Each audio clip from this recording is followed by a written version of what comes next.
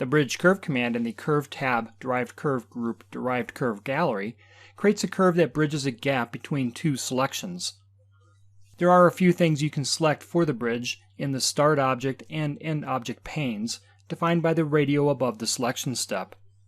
First, Section can be either a curve or an edge, while Object can be either a face or a point.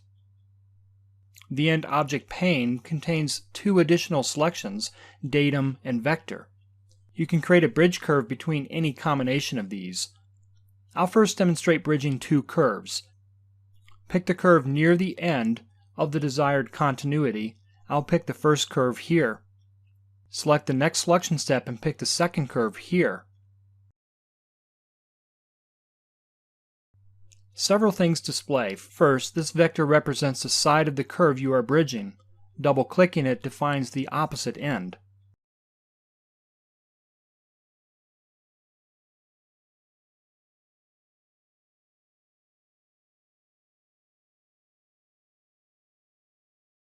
This vector represents the start direction of the bridge curve. Double-clicking it reverses its direction. This vector represents the tangent magnitude. This corresponds to the method defined in the Shape Control pane and is a handle that you can drag. This is the same as using the slider in the dialog or entering a value. There are three other methods in the Method drop-down. Changing this to Depth and Skew displays two different handles that you can modify.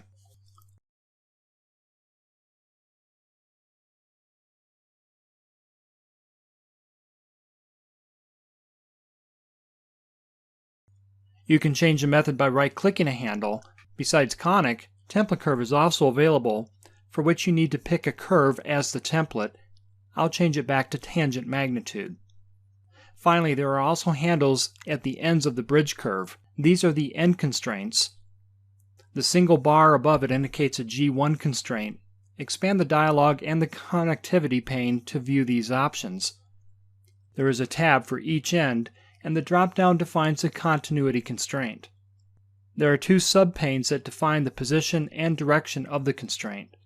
The direction is tangent to the start object, but you can also set this to perpendicular. The position is where on the start object to position the end constraint. You can define how to measure it with the location drop-down and enter a value.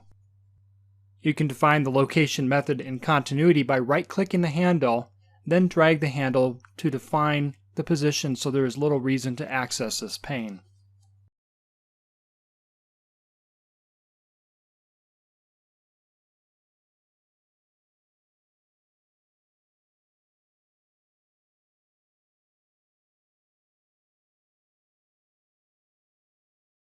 I'll click OK to create the feature.